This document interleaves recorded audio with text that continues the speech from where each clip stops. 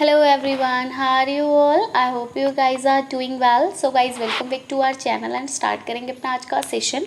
तो आज के सेशन में हम लोग डिस्कस करेंगे एज यूजली आपके यूजीसी नेट जेआरएफ एग्ज़ाम के लिए unit 1 that is teaching aptitude का एक इम्पॉर्टेंट टॉपिक जिसका नाम है levels of teaching. Okay, so teaching aptitude में आज हम लेवल्स ऑफ टीचिंग पढ़ने वाले हैं। तो सेशन आपके लिए रहने वाला है बहुत ज़्यादा important.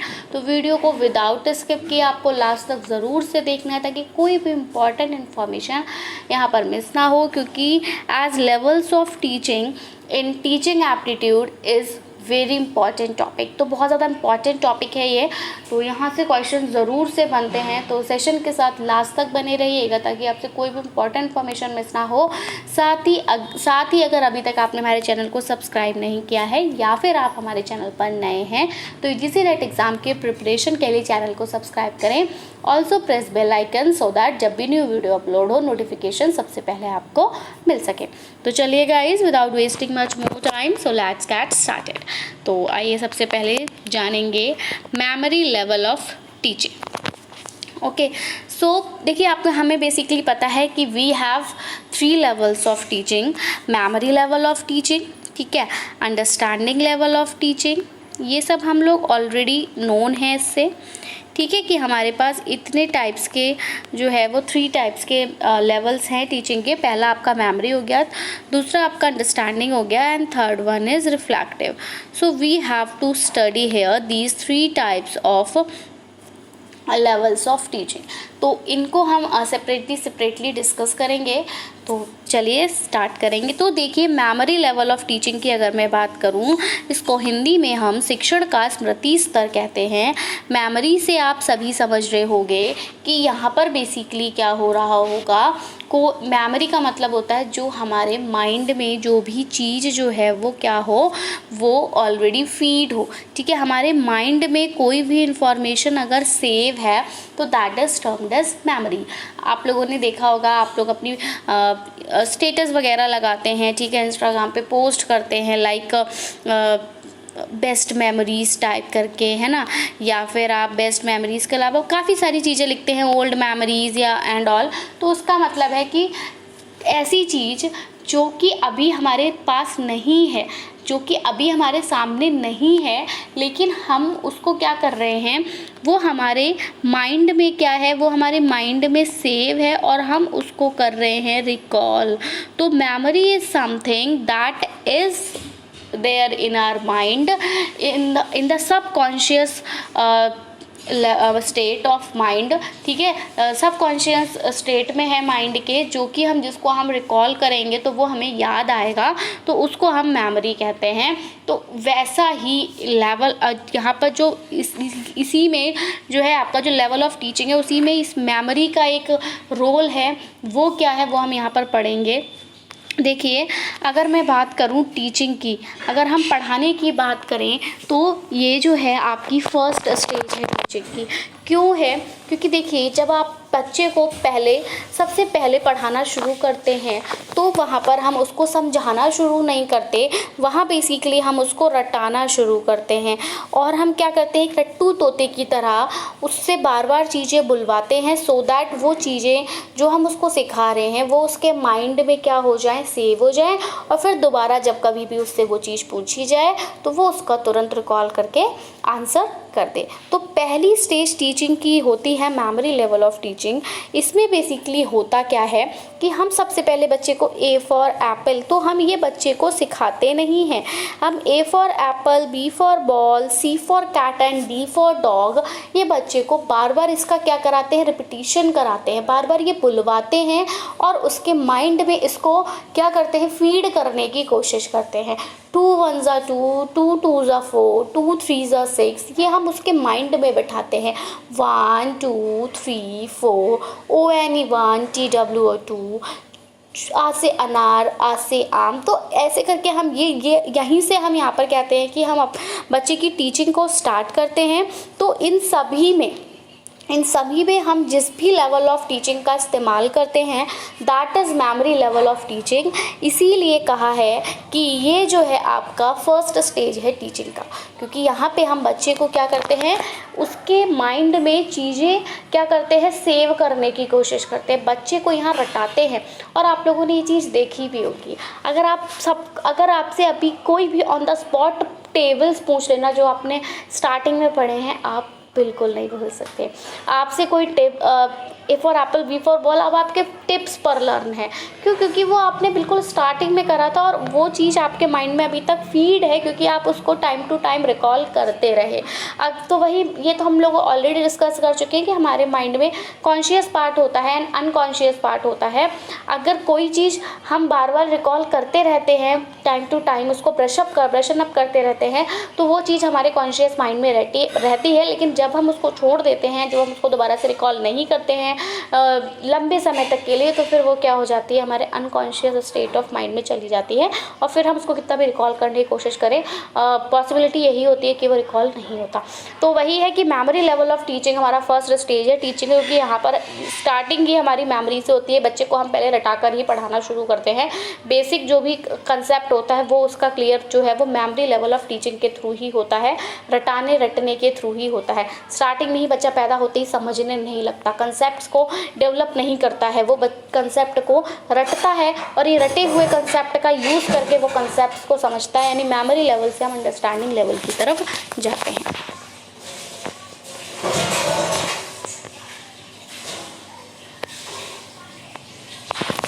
This level of teaching assists the learner to retain the topic. This level of teaching assists the learner to retain the topic and also to reproduce the material which the student learned. तो इसमें क्या है, शिक्षण का ये जो स्तर है, इसमें शिक्षार्थी को विषय को याद रखने और सीखी गई सामग्री को पुनः प्रस्तुत करने में सहायता करता है। भाई अभी हमने आपको बताया कि इसमें वही होता है कि जैसे आपको A for apple B for ball पढ़ाया, 2 1 ज़ा 2 2 2 ज़ा 4 पढ़ाया, तो इसमें लर्नर क्या कर रहा है कि जो भी उसको पढ़ाया है उसको याद रख रहा है और जो भी उसको सिखाया गया है उसको दोबारा से वो क्या कर रहा है, दोबारा से उसको हम कह सकते हैं कि किसी के सामने बोल रहा है। ठीक है, मैंने याद कराया था कि A for apple B for ball C for dog and C for cat and D for dog, और फिर जब दोबारा उससे सेम चीज़ कोई पूछता है तो वो उसके सामने इसको बोल रहा है, यानी उसके सामने उसको प्रेजेंट कर रहा है। तो जो कुछ भी उसकी मेमोरी में है वो किसी के सामने प्रेजेंट कर रहा है, that is comes under the category of the memory level of teaching. Clear है यहाँ तक? आई होप ये दोनों पॉइंट्स आपको बेहतर तरीके से क्लियर हो गए होंगे। चलिए आगे बढ़ेंगे। Good memory includes rapidity in learning and recalling, the stability of retention and the ability to bring only desirable content to the conscious level. देखो क्या होता है, अच्छी स्मृति में सीखने और याद करने में, अच्छी स्मृति में सीखने और याद करने में तेज़ी, अवधारणा की स्थिरता और केवल वांछित सामग्री को ही सचेत स्तर पर लाने की क्षमता शामिल है। यानी कि आपको ये ध्यान रखना है कि जो अच्छी मेमोरी होती है, जो गुड मेमोरी होती है, उसमें क्या होता है, गुड मेमोरी में क्या होता है कि आपने जो कुछ भी याद करा तो आप जल्दी से याद कर लेते हो। आप लोगों ने ये देखा भी होगा कि हमारे पास 2 टाइप्स के स्टूडेंट्स होते हैं। एक तो वो स्टूडेंट्स होते हैं जिनको जब हम ये A for apple B for ball बोल रहे होते हैं, मान लीजिए हमारी क्लास में 30 स्टूडेंट्स हैं और हमने सेम पेस में उनको ये पढ़ाना शुरू किया, तो कुछ स्टूडेंट्स ऐसे हैं जिन्होंने जल्दी इसको याद कर लिया और कुछ स्टूडेंट्स ऐसे हैं जिन्होंने इसको थोड़ा देर से याद किया, जिन्होंने इसको 1 दिन में याद ना करके 2 दिन में याद किया, 1 पीरियड में याद ना करके 2 पीरियड में याद किया। तो यही जो है इसी को हम गुड मेमोरी एंड हम कह सकते हैं बेड मेमोरी कहते हैं, सेकेंडरी मेमोरी कह दीजिए। चलिए बैड जो है वो वर्ड अच्छा नहीं लगता, थोड़ा नेगेटिव है, बट गुड मेमोरी का मतलब यही है कि जो हमने पढ़ाया बच्चे ने उसको तुरंत ही उसने बहुत जल्दी से सीखा। तो यहाँ पर वही है कि गुड मेमोरी में क्या आता है, रैपिडिटी आती है लर्निंग में, कि जो उसको सिखाया जा रहा है वो बहुत जल्दी सीख रहा है। एंड जब वो जल्दी सीख रहा है तो उससे पूछा जा रहा है तो वो तुरंत ही बता रहा है। आप लोगों ने देखा होगा, ये चीज़ भी आपने नोट, जब हमें कुछ चीज़ अच्छे से याद होती है, ठीक है, तो अगर हमसे वो कोई पूछता है तो हम बिल्कुल फ्लो में उसको बता देते हैं। बट अगर हमारे पास हमें अच्छी से चीज़ें याद नहीं हैं तो हम क्या करते हैं कि आपने बच्चे भी आपने देखे होंगे कि अगर हम उनसे बोल रहे हैं ए फॉर, बच्चे ने तुरंत आंसर करा apple, B for ball, C for cat, D for dog, इस तरह से वो आंसर कर रहा है। तो यानी उसकी मेमोरी जो है वो गुड है, क्योंकि जो उसको याद है, जो उसने सीखा, वो उसने सीखा भी जल्दी और वो उसको तुरंत ही जल्दी से जल्दी ही रिकॉल कर पा रहा है। बट वहीं अगर मैं किसी स्टूडेंट को मैंने A for apple, B for ball याद तो करा दिया, लेकिन मैं अगर उससे पूछ रही बेटा ए फॉर, तो वो सोच रहा ए फॉर एप्पल, ठीक है, B for B for B for B for B for ball. तो ऐसे जब बच्चा कर रहा है यानी उसकी मेमोरी जो है वो गुड नहीं है, उसने सीखा भी देर से था और उसको याद करने में भी प्रॉब्लम आ रही है, ठीक है। एक चीज़ हमारे कॉन्शियस, देखिए कॉन्शियस और इस पर भी आपका कॉन्शियस और सब कॉन्शियस होता है। कॉन्शियस जो होता है ना वो बिल्कुल एट रेंडम, बिल्कुल एकदम से निकलता है, ठीक है। सब कॉन्शियस में है वो तो, लेकिन उसको याद करने में आपको थोड़ी मेहनत करनी पड़ेगी, उसको रिकॉल करने में थोड़ा टाइम जाएगा, ठीक है। तो good memory includes rapidity in learning and recalling the stability of retention, कि जितना आपने जो भी कुछ याद किया है उसमें आपको स्टेबिलिटी यहाँ पर दिखाई देगी, and the ability to bring only desirable content to the conscious level. अब देखिए उसमें भी वही ये चीज़ आपको याद रखना है। गुड मेमोरी का मतलब है कि जो डिज़ायरेबल कंटेंट है उसी को आप कॉन्शियस लेवल तक लेके जाओगे, जो डिज़ायरेबल नहीं है उसको आप कॉन्शियस लेवल तक लेकर नहीं जाओगे। लाइक इसको हम ऐसे समझ सकते हैं कि मैं आपको जब ये A for apple B for ball पढ़ा रही थी, ठीक है, तो मेरा मोटिव था कि आपको A for apple B for ball याद आ जाए, लेकिन उसी दौरान उस A for apple B for ball को याद कराते समय मैंने जो भी एक्टिविटीज़ वहाँ पर क्लास में की, लाइक किसी बच्चे को मैंने खड़ा किया कि बेटा बताओ, किसी को मैंने बिठाया, कोई वॉशरूम गया, ठीक है, उसने मेरे से आके पूछा उसी टाइम पीरियड में कि मैम मैं आई गो टू वॉशरूम, मैंने उसको आंसर करा कि yes go, come back soon, ठीक है, जल्दी आइएगा, go and hurry up, do it fast, इस टाइप के जो मैंने वर्ड्स इसी आपको पढ़ाते समय जो बीच में इन वर्ड्स का यूज़ करा, तो that is not the desirable content. आपका जो डिज़ायरेबल कंटेंट था that is only A to Z, लेकिन इसके अलावा जो भी कुछ मैं कर रही थी that is not the desirable one. तो बच्चे को सिर्फ अपने कॉन्शियस लेवल में क्या लेके जाना है, that A for apple B for ball लेके जाना है। बैकग्राउंड में जो कुछ भी हो रहा था मेरे द्वारा ही जो अदर एक्टिविटीज़ हो रही थी वो उनके लिए डिज़ायरेबल कंटेंट नहीं था, तो वो उसको अपने कॉन्शियस माइंड में लेकर ना जाए। वो ये चीज़ याद ना करें कि जब मैम ने ए फॉर एप्पल बताया था उसके बाद मैम ने बोला था okay stand up all of you, तो ये उनको नहीं याद रखना है, ठीक है। तो गुड मेमोरी का मतलब यही होता है कि जो डिज़ायरेबल कंटेंट है बच्चा वो याद रखे इंस्टीड ऑफ अनडिज़ायरेबल कंटेंट। ये भी होता है कभी कभी, क्या होता है कि हम बच्चे को जो पढ़ाई की चीज़ याद करा रहे होते हैं उसको वो पढ़ाई की चीज़ याद नहीं हो रही होती, बट सेम टाइम में जो अदर एक्टिविटीज़ हो रही होती हैं वो उसको याद रहती हैं। क्यों? क्योंकि उसकी वही यहाँ पर वही हम कहेंगे कि गुड मेमोरी, तो उसकी मेमोरी जो है वो गुड नहीं, उसने क्या करा अपने कॉन्शियस पार्ट में वो अनडिजायरेबल कंटेंट को ले गया और डिजायरेबल कंटेंट उसने वहीं छोड़ दिया। तो अगर मैं उससे ए फॉर एप्पल पूछूंगी तो उसको याद नहीं होगा, लेकिन अगर मैं उससे पूछूंगी कि मैंने ये आपको ए फॉर एप्पल याद कराते हुए क्या कहा था, तो उसको वो चीज़ याद होगी कि मैम आपने कहा था यस डू इट फास्ट, तो उसको वो डू इट फास्ट याद है, जो उसको याद नहीं रखना था, बट जो उसको याद रखना था वो उसको याद नहीं है। तो good memory and bad memory में यही डिफरेंस है कि गुड मेमोरी में आप जल्दी से चीज़ें सीखते हो, ठीक है, उसको आप रिकॉल करने में भी आप उसको रिकॉल भी करते हो, स्टेबिलिटी रहती है आपकी रिकॉलिंग की, आप उसको आप जो डिज़ायरेबल कंटेंट है सिर्फ उसी को कॉन्शियस लेवल तक लेके जाते हो और अनडिज़ायरेबल को वहीं का वहीं छोड़ देते हो जिसकी आपको रिक्वायरमेंट नहीं है। क्लियर? चलेंगे आगे बढ़ेंगे। Herbart is the main exponent of the memory level of teaching. बिल्कुल, अगर मैं कहूँ आपका शिक्षण का जो स्मृति स्तर है, मेमोरी लेवल ऑफ टीचिंग है, इसमें हम हर्वर्ट स्पेंसर को इसका जनक कहा जाता है। तो हर्वर्ट यहाँ पर आपके मेन एक्सपोनेंट हैं मेमोरी लेवल ऑफ टीचिंग के। ये चीज़ ये इंपॉर्टेंट है, ये याद रख लीजिए। अगर when it comes to memory level of teaching and if somebody ask you that who is known as the father of memory level of teaching, then you have to answer Herbert Spencer. And exponent पूछा जाए तब भी आप obviously Herbert and Spencer कहेंगे। मतलब Herbert ने इस memory level of teaching को डिफाइन किया था। मेमोरी लेवल ऑफ टीचिंग में बेसिकली क्या क्या चीज़ें होती हैं, ये सब कुछ हर्बर्ट ने बताया था। हर्बर्ट ने ही इसको ऑब्जर्व किया था।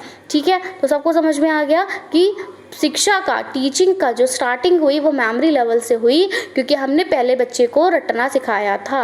बेसिक कंसेप्ट हमने उसके माइंड में जो डाला वो उसकी मेमोरी में हमने उसको एम्बेडेड कर दिया। उसी मेमोरी से वो यूज़ करके अपनी आगे की पढ़ाई कर रहा है, यानी मेमोरी लेवल से अंडरस्टैंडिंग लेवल में जा रहा है। जब उसने A for apple, B for ball, 2 letter word, 3 letter words, vowels, ये सब जब उसने सीख लिए, उसके बाद फिर उसने जो है कह सकते हो सेंटेंस फॉर्मेशन में ऑल सब में गया। तो वही अब आगे वो चीज़ों को समझ कर जो है वो कर रहा है। अब रटने की उसको ज़रूरत नहीं है जैसे जैसे आगे बढ़ रहा है, क्योंकि बेसिक चीज़ें जो थी वो उसने अपनी मेमोरी में क्या कर ली, अपनी मेमोरी में सेव कर ली, फीड कर ली, उसी को रिकॉल करके वो आगे बढ़ रहा है। ठीक है, चलेंगे आगे बढ़ेंगे।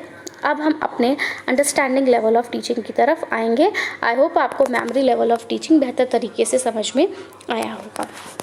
चलिए, understanding level of teaching. Understanding level of teaching की अगर मैं बात करूँ, इसको शिक्षण का समझ स्तर कहा जाता है। यहाँ पर आप सोच समझ कर चीज़ें करते हो। ठीक है, आपके पास आपकी मेमोरी में जो भी इंफॉर्मेशन है उस इंफॉर्मेशन का यूज़ करके आप कुछ कर रहे हो। ठीक है, that is termed as the understanding. तो इसमें पढ़ेंगे this level of teaching is also known as memory plus insight. बिल्कुल, मैंने क्या बोला कि इसको हम मेमोरी प्लस इंसाइट इसलिए कहते हैं क्योंकि यहाँ पर हम मेमोरी लेवल का यूज़ करते हैं। मेमोरी लेवल में जस्ट ऑल जो भी कुछ था, सब कुछ हम कह सकते हैं जो भी करता धरता हमारा मेमोरी ही थी, उसमें हम किसी और चीज़ का यूज़ नहीं कर रहे थे, सब कुछ मेमोरी थी वहाँ पे। अब वेदर वो गुड मेमोरी हो, वेदर वो बैड मेमोरी हो, but all depends on a single thing that is memory.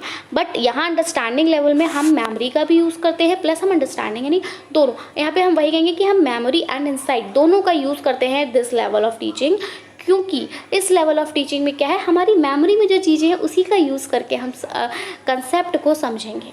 ठीक है, like A for apple B for ball जब आपने पढ़ा हुआ है, A for apple B for ball जब आपके माइंड में एम्बेडेड है, तभी अगर मैं आपसे पूछती हूँ कि बी जो है is which letter of the English alphabet, तो आप बताओ कि जो A for apple B for ball यानी बी फॉर बॉल ने दूसरे नंबर पर बोला है।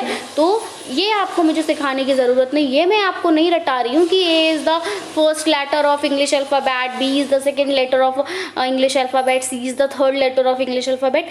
ये आपको नहीं याद कराया, ये आपकी मेमोरी में एम्बेडेड नहीं किया गया। आपने A for apple B for ball C for cat and D for dog जो याद कर रखा था वहाँ से इसको डिराइव कर लिया। अगर आपसे पूछा गया कि जो बी है वो कौन सा लेटर है इंग्लिश अल्फ़ाबेट का, तो आपने अपने मेमोरी में जो ये A for apple B for ball आपके मेमोरी में एम्बेडेड था उसको आपने वहाँ से यूज़ किया और आपने देखा कि ए फॉर एप्पल पहले बोला था, बी फॉर बॉल दूसरे नंबर पे बोला था, यानी जो बी है हमारा सेकेंड लेटर है इंग्लिश अल्फ़ाबेट का। तो ये है अंडरस्टैंडिंग लेवल ऑफ टीचिंग। ठीक है, तो इसमें आप अपनी मेमोरी का भी यूज़ कर रहे हो। A for apple B for ball जो आपको याद कराया था आपने उसका भी यूज़ किया, प्लस आपने अपने माइंड का यूज़ करा कि मैंने पहले ए बोला है और बाद में बी बोला है, यानी बी जो है वो दूसरे नंबर पर आया है। तो ये होता है आपका अंडरस्टैंडिंग लेवल ऑफ टीचिंग। तो आई होप आप अंडरस्टैंडिंग लेवल ऑफ टीचिंग को समझ गए होंगे कि इसमें हम अपनी मेमोरी का भी यूज़ करते हैं प्लस अपनी इंसाइट का भी यूज़ करते हैं। इसको आप दूसरी तरह से एक दूसरे एग्जाम्पल के थ्रू भी समझ सकते हैं। लाइक मैं आपसे कहूँ, आपने 1 2 3 4 5 6 आपने 1 2 3 4 5 6 1 सेकेंड। ओके, हाँ, आपने 1 2 3 4 5 6 जो काउंटिंग्स 1 to 100 या जितनी तक भी आपने रटी होंगी, या इसको भी हम ऐसे देख लीजिए, आपने क्या किया, काउंटिंग बेसिकली आपने सिर्फ 1 से लेके 100 तक रटी होंगी। उसके बाद आपने क्या किया होगा, फिर से वही चीज़ें रिपीट कर ली और आपने बोला कि अब हम फिर से, अब बस हमें करना क्या है कि जब हम 101 पे लिख रहे हैं तो हम वहाँ पे 101 लिखेंगे, 111 लिख रहे हैं तो वहाँ पर हम 1 आगे लगा देंगे, फिर 11 लिखेंगे। 1 के साथ तो हमें 0 लगाना है क्योंकि हम 3 लेटर डिजिट पे जा रहे हैं, तो 101 हो गया। लेकिन जब हम 111 पे जा रहे हैं तो हम 1 लिखेंगे और 11 लिखेंगे। जब हम 121 पे जा रहे हैं तो हम 1 लिखेंगे, 21 लिखेंगे। इस तरह से आपने क्या करा, उस जो आपकी मेमोरी थी, ठीक है, जो आपको फर्स्ट 1 से लेके 100 तक की काउंटिंग्स याद थी, उसी में आपने अपनी समझ का, जब टीचर ने आपको समझाया तो आपने वो रटा नहीं, अब आपने अपने दिमाग में ये बिठाया कि हाँ मेरे को जब 100 से ऊपर जाना है तो 1 में 1 लिखूंगा और 21 लिखूंगा तो 121 हो जाएगा। इसी तरह से सेम पेज में चलना है, 1 to 100 जैसे हम गए थे वैसे ही हम 101 से लेके 200 तक जाएंगे।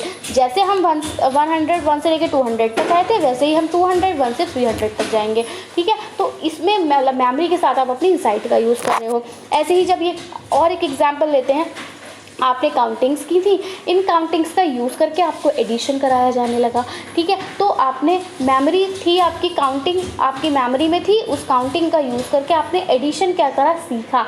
आपने एडिशन रटा नहीं, ठीक है। अगर आपको मैंने ये नहीं सिखाया कि बेटा याद कर लो 5 + 4 9 होता है, नहीं, ये नहीं सिखाया किसी भी टीचर ने।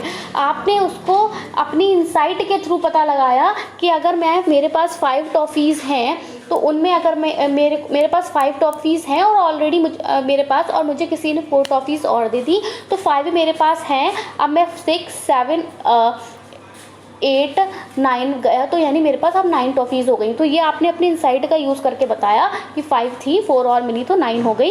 ये आपको मैंने नहीं रटाया था। तो रटाया गया जो चीज़ है उसमें आपने अपनी इंसाइट का यूज़ किया और एक कंसेप्ट जो था वो डेवलप कर लिया। तो that is termed as understanding level. चलेंगे, as it goes beyond just memorizing facts. तो शिक्षण के इस स्तर को स्मृति और अंतर्दृष्टि के रूप में जाना जाता है क्योंकि यह तथ्यों को याद करने से कहीं आगे जाता है ना। इसको इसलिए कहा गया कि कहीं बहुत ज़्यादा आगे जाता है कि तथ्यों को याद करने से। वो क्यों जाता है, देखिए, अगर हम अंडरस्टैंडिंग लेवल का यूज़ नहीं करते, अगर हम सिर्फ मेमोरी लेवल पर ही रहते, जैसे हमने आपको A for apple B for ball याद कराया, अगर ऐसे ही हम आपकी जनरल लाइफ की हर चीज़ें आपको याद करा रहे होते तो इतना सब कुछ याद कराना पॉसिबल नहीं था। अभी आपसे यही कहा जाता ना, लाइक आप फर्स्ट क्लास में थे तो आपको हर चीज़ रटाकर याद करा दी गई। आप सेकंड क्लास में थे, आपने चीज़ें थोड़ी सी रटने से साथ साथ समझना सीखी। आप थर्ड में आए, आपने और समझने को जो है वो उस पर फोकस किया, ठीक है। आप जब लोअर से हायर में बढ़ते जाते हैं तो आपका समझ का स्तर का विकास होता जाता है, आप समझने लगते हैं चीज़ों को, आप अपनी मेमोरीज का यूज़ करके कंसेप्ट को डेवलप खुद से करने लगते हैं। लेकिन वहीं अगर आपको वो कंसेप्ट भी रटना पड़ जाए तो क्या आप रट पाएंगे? आप अपने नेट JRF के लिए अपनी मेमोरी के साथ साथ अपने इंसाइट का यूज़ करके आप समझ रहे हैं, क्वेश्चन को आप जो है सॉल्व करते हैं। क्या जितने क्वेश्चंस आप अभी ये आप कंसेप्ट समझ रहे हो, ठीक है, क्या आप इस कंसेप्ट को पूरा याद कर सकते हो? नहीं कर सकते। लेकिन आप समझ रहे हो तो आप ये पूरा कंसेप्ट समझ लोगे, बिल्कुल समझ लोगे। आपसे यहाँ से कोई भी क्वेश्चन पूछा जाएगा, मैं आपसे पूछूं कि मेमोरी लेवल के जो जनक है वो कौन है, हाँ, ये आप याद करोगे कि भैया मेमोरी लेवल के जो जनक हैं वो हर्बर्ट स्पेंसर हैं, ये चीज़ आप याद करोगे। लेकिन अगर मैं आपसे पूछूं कि मेमोरी लेवल है क्या, तो ये आप रटोगे नहीं, बल्कि ये आप क्या करोगे, थोड़ा थोड़ा जो मैंने बताया वो आपकी मेमोरी में थोड़ा थोड़ा फीड करोगे और फिर वहाँ से अपनी वर्ड्स में कंसेप्ट ड्राइव करोगे। मैंने जो डेफिनेशन दी उसके अलग आप डेफिनेशन दोगे, और लेकिन जो मीनिंग निकल रहा होगा वो सेम निकल रहा होगा। तो वही है, और यही अगर आप रटोगे, आपने पहले भी देखा होगा 4th 5th क्लास में आप जो आंसर्स याद किया करते थे रट के, वो आपको अब याद नहीं है। लेकिन आपने BSc में अपने 12th में जो आंसर्स लिखे होंगे बोर्ड एग्जाम में, वो आपको आज भी याद होंगे, क्योंकि वो आपने क्या समझ के सीखे थे, रटे नहीं थे। तो रटी हुई चीज़ें हमें जल्दी हम भूल जाते हैं, बट याद जो समझी हुई चीज़ें होती हैं वो हमेशा हमारे साथ लाइफ टाइम तक जाती हैं। It focuses on the mastery of the subject. बिल्कुल, अंडरस्टैंडिंग लेवल जो है उसका जो पूरा आप कह सकते हो कि ध्यान केंद्रित रहता है, या उसका जो पूरा मोटिव होता है वो ये रहता है कि आप जिस भी सब्जेक्ट को पढ़ रहे हो, ठीक है, जिस भी सब्जेक्ट को आप समझ रहे हो उसमें आप महारत हासिल कर लो, मतलब आप उसके सारे कंसेप्ट को बेहतर तरीके से समझ लो, ठीक है। आपको हर चीज़ वहाँ पर आनी चाहिए जो भी उस पर्टिकुलर सब्जेक्ट में है, उसकी बेसिक नॉलेज के साथ साथ आपको उसकी एडवांस नॉलेज भी होनी चाहिए। आपसे कोई कभी भी उस सब्जेक्ट से रिलेटेड कुछ भी पूछ ले, आप एबल हो कि आप तुरंत उसको आंसर कर सकें, यानी आप आंसरेबल होने चाहिए एट दैट टाइम। ऐसा नहीं होना चाहिए कि आप बोलें कि मैं आपको कल बताऊँगा एंड और कुछ भी आप एक्सक्यूज़ दें, नहीं। आप अंडरस्टैंडिंग लेवल के थ्रू आप क्या करते हैं, उस एक पर्टिकुलर विषय, उस पर्टिकुलर सब्जेक्ट जिसको आप पढ़ रहे हो उसमें आपको महारत हासिल हो जाती है, आप उसके हर कंसेप्ट को समझ पाते हैं। किसका यूज़ करके? मेमोराइजिंग, मेमोरी का एंड इंसाइट, दोनों का यूज़ करके आप किसी भी सब्जेक्ट में महारत हासिल कर सकते हैं। चलेंगे, it makes people understand the generalisations, principles and facts. ये विद्यार्थियों को सामान्यीकरण, सिद्धांत और तथ्य समझाता है। ये क्या करता है? ये आपको चीज़ें जनरलाइज करना सिखाता है, ठीक है, कि क्या क्या सिचुएशन, ये अंडरस्टैंडिंग लेवल जो होता है आपका, ये आपको चीज़ों में जनरलाइजेशन करना सिखाता है, ये आपको प्रिंसिपल बिल्ड करना सिखाता है, ये आपको फैक्ट्स को समझाता है। पहले आपको सिर्फ एक, मतलब मान लीजिए हमने सिर्फ आपको क्या बता दिया, हमने आपको एक फैक्ट बता दिया, कोई भी मैं आपको एग्जाम्पल के थ्रू समझाती हूँ। एक्चुअली मैं पहले से इसको नहीं एग्जाम्पल्स लेकर आती हूँ, ऑन द स्पॉट ही मेरे माइंड में जो एग्जाम्पल एकदम से बनता है, क्लिक होता है, वही मैं आपको बताती हूँ। तो एट दैट टाइम मेरे माइंड में एकदम से एग्जाम्पल नहीं बन रहा, बट मैं कोशिश कर रही हूँ कि मैं आपको समझाने के लिए एक अच्छा एग्जाम्पल यहाँ पर लेकर आऊँ। तो अगर मैं बताऊँ कि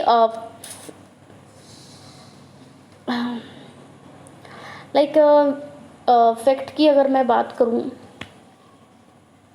हाँ, फैक्ट को हम ऐसे देख सकते हैं कि मेरे को आपको ये समझाना है कि हमें अगर किसी प्लांट को ग्रो कराना है, तो मैंने आपको बताया कि किसी भी प्लांट को ग्रो करने के लिए उसको सनलाइट की रिक्वायरमेंट रहेगी, उसको वाटर की रिक्वायरमेंट रहेगी, ठीक है, उसको एयर की रिक्वायरमेंट रहेगी, ठीक है। तो इन सब चीज़ों की रिक्वायरमेंट के बाद ही वो प्लांट जो है वो ग्रो कर पाएगा। मैं आपको सिर्फ एक बता रही हूँ, ठीक है। सनलाइट की रिक्वायरमेंट उसको क्यों रहेगी कि उसको उसके यूज से वो फोटोसिंथेसिस की जो प्रोसेस है वो करेगा, और क्योंकि तभी उसका खाना बनेगा। तो इसको मैं आपको अगर समझाऊँ तो मैं इसको कैसे समझा सकती हूँ? ये तो फैक्ट है, ये आपको माइंड में रखना है कि this is the fact that for survival of plant these are the essential elements, ठीक है, like sunlight, CO2, water and all, ठीक है। तो ये क्या है, एक तरह से नेसेसरी एलिमेंट्स हैं जिनकी रिक्वायरमेंट होगी प्लांट को ग्रो कराने के लिए। इस फैक्ट को आप कैसे समझोगे? तो इस फैक्ट को समझाने के लिए मैं क्या करूँ, सिंपली एक मैं जार ले लूँ, एक मैं एयर टाइट कंटेनर लेके उसमें आपसे एक प्लांट को ग्रो करा दूं, और एक प्लांट में ओपन प्लेस में ग्रो करा दूं। जब आप दोनों को ऑब्जर्व करोगे, then you will find out कि जो हमारे पास जार था, जो हमने जार एयर टाइट कंटेनर में जो प्लांट ग्रो कराया था, उसमें कहीं से सनलाइट पहुंचने की कोई रिक्वायरमेंट नहीं थी, उसको हमने वाटर नहीं दिया, तो क्या हुआ कि वो प्लांट अल्टीमेटली डाई हो गया। लेकिन ऑन द अदर हैंड जो प्लांट हमने ओपन प्लेस में लगाया था, उसको सनलाइट भी मिल रही थी, उसको हम प्रॉपर वाटरिंग भी कर रहे थे, तो वो प्लांट जो है वो डे बाई डे ग्रो कर रहा है। तो इस एग्जाम्पल के थ्रू मैंने आपको ये कंसेप्ट समझा दिया कि ये फोटोसिंथेसिस का या जो प्लांट ग्रोइंग का जो कंसेप्ट है वो बेसिकली है क्या, ठीक है। तो दैट इज, यही यहाँ पे कह रहा है कि it makes people understand the generalisations, principles and facts, ठीक है। अब प्रिंसिपल्स लाइक न्यूटन ने अपना एक सिद्धांत दिया कि देयर एवरी एक्शन, मतलब चलिए न्यूटन फर्स्ट लॉ हम देख लें कि जब तक कि हम कोई भी एक्सटर्नल फोर्स नहीं लगाते तब तक कि जो चीज़ है वो हमारी मूविंग ही रहेगी, ठीक है। लाइक या फिर हम एक्सटर्नल फोर्स नहीं आते तब तक कोई भी चीज़ हमारी मूविंग, लाइक एक बॉल है वो हमने छोड़ दी तो वो चलती ही रहेगी जब तक कि हम उसे रोकेंगे नहीं। तो ये मैं आपको कैसे करके ये इसके लिए भी मुझे कुछ करके दिखाना होगा, ठीक है। तो वही कि हम आपको किसी भी ये जो आप कंसेप्ट जो प्रिंसिपल्स हैं उनको हम आपको दिखाएं। लाइक हम क्या करें कि हम एक ढलान पे से मैं एक बॉल गिरा दूं तो वो बॉल चलती रहेगी, वो नहीं रुकेगी। आप खुद देखोगे अगर मान लीजिए सामने से कोई पेड़ आ गया, उस पेड़ से वो बॉल टकराई तो उसकी स्पीड जो है वो हल्की हो जाएगी और वो रुक जाएगी। तो ये न्यूटन का जो फर्स्ट लॉ था जो ओरली मैंने बोल के बताया, उसको अगर मैंने आपको करके दिखा दिया तो अब आप वो बेहतर तरीके से समझ गए। ठीक है, तो यही है कि जो अंडरस्टैंडिंग लेवल ऑफ टीचिंग है ये लोगों को जन सामान्यीकरण सिद्धांत और तथ्य जो है बेहतर तरीके से समझाने के एबल होता है। Clear? Next, it supports a lot of opportunities for the student to develop intellectual behaviour. ये जो अंडरस्टैंडिंग लेवल ऑफ टीचिंग है, अगर मैं इसकी बात करूं तो ये विद्यार्थियों को बौद्धिक व्यवहार विकसित करने के लिए बहुत सारे अवसर प्रदान करता है। इस अंडरस्टैंडिंग लेवल के थ्रू आप अपने इंटेलेक्चुअल बिहेवियर को और ज़्यादा डेवलप कर सकते हो। बिल्कुल करते हो, है ना? क्यों नहीं करते? आपके पास जो आपकी मेमोरी है, ठीक है, उस मेमोरी में से आप क्या करते हो, कुछ इंपॉर्टेंट फैक्ट्स का यूज़ करते हो और उनसे आप अपना एक जनरलाइजेशन तैयार करते हो। इसको हम ऐसे भी ले लेंगे कि लाइक टीचर आपको कुछ भी समझा रहा है, ठीक है, तो वो आपने अपनी मेमोरी में फीड कर लिया कि हाँ चलिए, जब मेरे को डाइजेशन पढ़ाया जा रहा था तो मेरे को बताया जा रहा था कि यहाँ पर हमारा क्या हो रहा है, हम फूड के जो हम फूड को कॉम्प्लेक्स से सिंपलर फॉर्म में जो है वो इसका ब्रेक डाउन करते हैं। उसके बाद ये हमारे माउथ में हम इसका कॉम्प्लेक्स टू सिंपल फॉर्म में इसको ब्रेक डाउन करते हैं। उसके बाद ये हमारे फूड पाइप के थ्रू इसोफेगस से होते हुए, ठीक है, ऐसे जा रहा है। तो ये सब चीज़ें आपको बताई गई। अब आप इसमें ये आपको सब कुछ सिखाया गया, इसको आप अपनी समझ से समझ पा रहे हो। ठीक है, इसके लिए चलिए ज़्यादा एप्रोप्रिएट एग्जाम्पल नहीं लेगा, कोई और एग्जाम्पल लेती हूँ कि कैसे अंडरस्टैंडिंग लेवल ऑफ टीचिंग आपके इंटेलेक्चुअल बिहेवियर को बढ़ा रहा है। मेरे हिसाब से तो मैथ्स ही ज़्यादा अच्छा रहेगा यहाँ पे। लाइक हमने आपको 1 2 3 काउंटिंग रटाई थी, उन काउंटिंग का यूज़ करके आपने एडिशन करना सीखा, आपने सब्ट्रैक्शन करना सीखा, आपने मल्टीप्लिकेशन एंड डिवाइडेशन करना सीखा। तो ये चारों ही आपने मूल संक्रियाएं जो थी वो सीख ली, किसके थ्रू? उस 1 2 3 काउंटिंग के थ्रू। ठीक है, आपको सिखा दिया गया कि बेटा लाइक आपके पास 2 टॉफ़ीज़ थी, 2 टॉफ़ीज़ आपके पास और आ गई तो आप कितनी हो गई? तो आपने देखा 1 2 हैंड्स के थ्रू आपने समझना शुरू करा, 1 2 3 4 4 हो गई। मैंने बोला आपके पास 2 टॉफ़ीज़ थी, मैंने आपसे 1 टॉफ़ी ले ली, देन यू हैव, तो आपके पास सिर्फ एक ही टॉफ़ी बची, तो आपने वो टॉफ़ी उठा के बोल दिया मेरे पास सिर्फ एक है। उसने आपने उसको क्या किया? आपने उसको काउंट किया। तो काउंटिंग, पहले आपने काउंटिंग के थ्रू ये एडिशन एंड सब्ट्रैक्शन सीखा। इस एडिशन एंड सब्ट्रैक्शन को जब आपने सीख लिया, फिर आपने क्या किया? अब इस एडिशन, सब्ट्रैक्शन, मल्टीप्लिकेशन एंड डिवाइडेशन से आपने और जो आपकी वर्ड प्रॉब्लम्स थी उनको सॉल्व करना स्टार्ट किया। मैथमेटिक्स की अदर आपने यहाँ पर एक्सप्रेशंस करना स्टार्ट किया, सीखा। ठीक है, तो ये सब, इससे क्या हुआ? आपके इंटेलेक्चुअल बिहेवियर में डेवलपमेंट हुआ। पहले आपने एडिशन, सब्ट्रैक्शन, डिवाइडेशन, मल्टीप्लिकेशन सीखा, फिर आपने सिंप्लीफिकेशन सीखा कि कैसे अगर हमारे पास मल्टीप्लिकेशन, एडिशन, सब्ट्रैक्शन सब एक साथ आ जा रहे हैं तो हम कैसे सॉल्व करेंगे, बॉड मास का यूज़ हम कर रहे हैं। ठीक है, तो ये सब एक चीज़ों से ही ड्राइव होते हुए आगे आगे चला। तो अब हर जगह आपकी अंडरस्टैंडिंग लेवल, आपके इंटेलेक्चुअल बिहेवियर का डेवलपमेंट होता चला गया। Clear? Now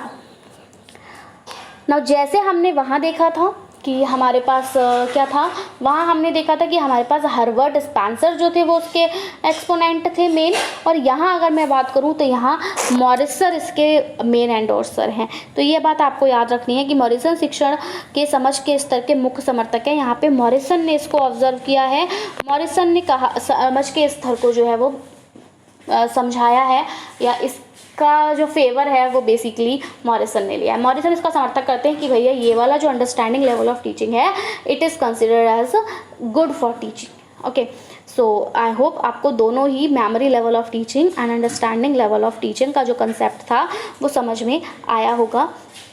If there is any difficulty in any of these concepts, so you can ask in the comment section.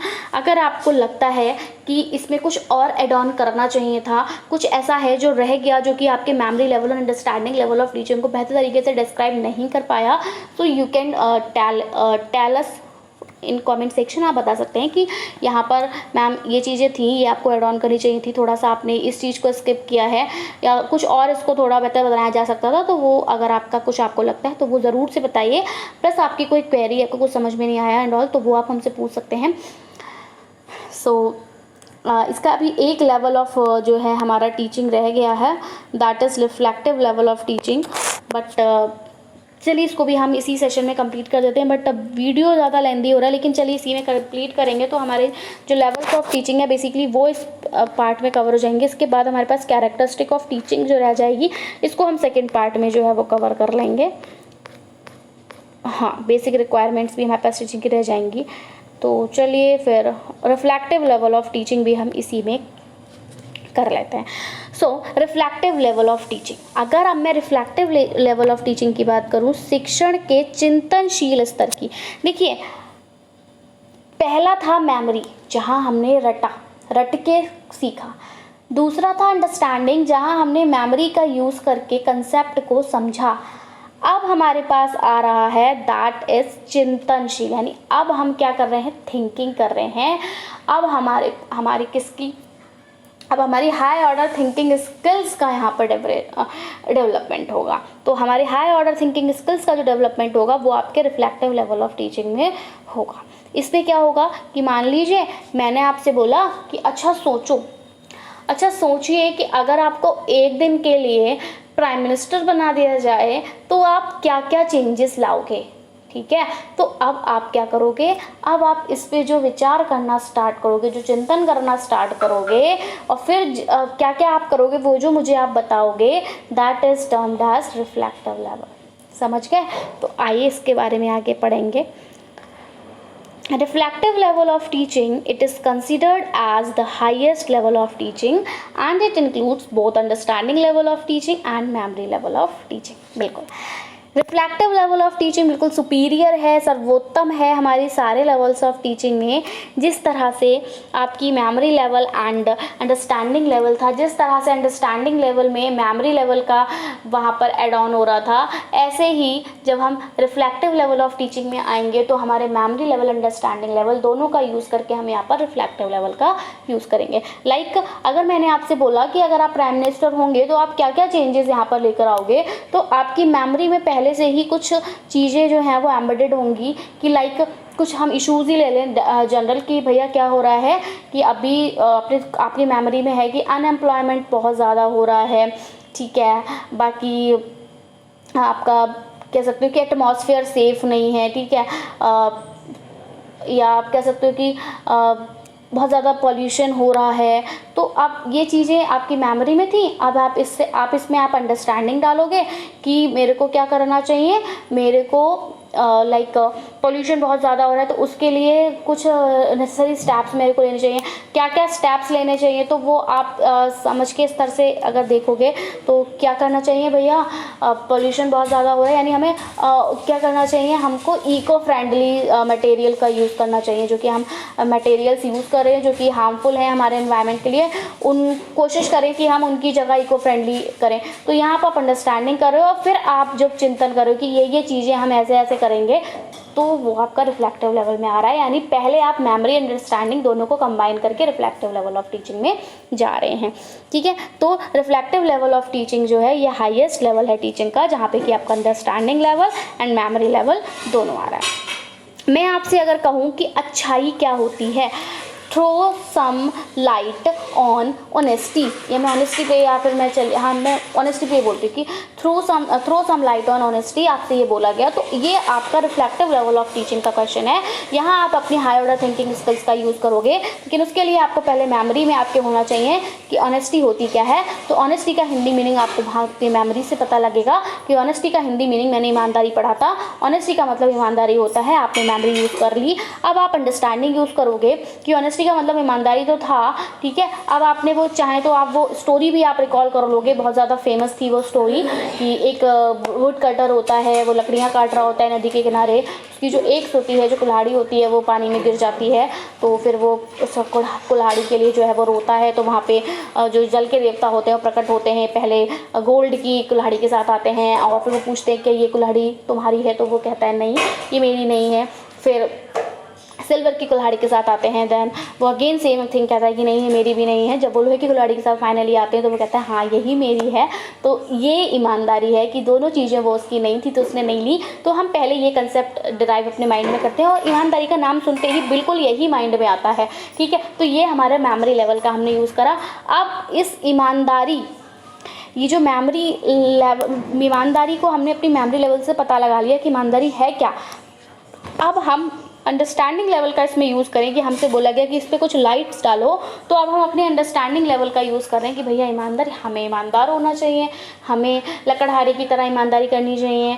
अब हम इसमें जनरल अपना कि कुछ कैसे ईमानदार हो सकते हैं हम, तो हम कैसे ईमानदार हो सकते हैं कि हम जो भी काम कर रहे हैं उसके प्रति ईमानदार रहें। लाइक हम अगर स्टडी कर रहे हैं तो हम अपनी स्टडी के प्रति ईमानदार रहें, है ना। हम टाइम टू टाइम अपना स्टडी करते रहें। हम अपने पेरेंट्स के प्रति ईमानदार हैं, अगर हम कुछ भी गलत करके आ रहे हैं तो हम उनको बताएं कि हाँ हमने ये गलती की है, ठीक है। हमारे पेरेंट्स हमसे पूछ रहे हैं कि बेटा आज मैंने आपको 10 रुपये दिए थे, आपने वो 10 रुपये कहाँ खर्च कर दिए, तो हम उनको एग्जैक्टली बताएं कि वो 10 रुपये भैया मैंने चीज़ खाने में खर्च कर दिए, बल्कि उनसे झूठ ना बोले कि वो 10 रुपये के मैंने पेन ले लिए, ठीक है। तो ये ईमानदारी है। हमें अगर चीज़ खाने के लिए पैसे चाहिए तो हम चीज़ खाने के लिए ही पैसे मांगें, ये बोल के पैसे ना लें कि हमको नोटबुक लेना है डॉल, ठीक है। तो ये हमने अंडरस्टैंडिंग से डेवलप किया कि ये ईमानदारी है। अब हम इसमें सोच के, अगर हम इसमें अच्छी अच्छी बातें, लाइक हम कोई कोटेशंस अगर हम यहाँ पर डाल रहे हैं, अपने इन वर्ड्स का यूज़ करके हम कोई शायरी बना रहे हैं, तो that is reflective level of teaching. Clear, समझ गए, चलेंगे।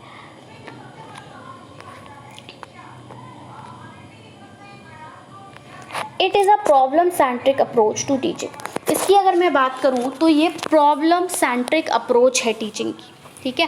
प्रॉब्लम सेंट्रिक अप्रोच मीन्स ये शिक्षण के लिए एक समस्या केंद्रित दृष्टिकोण है।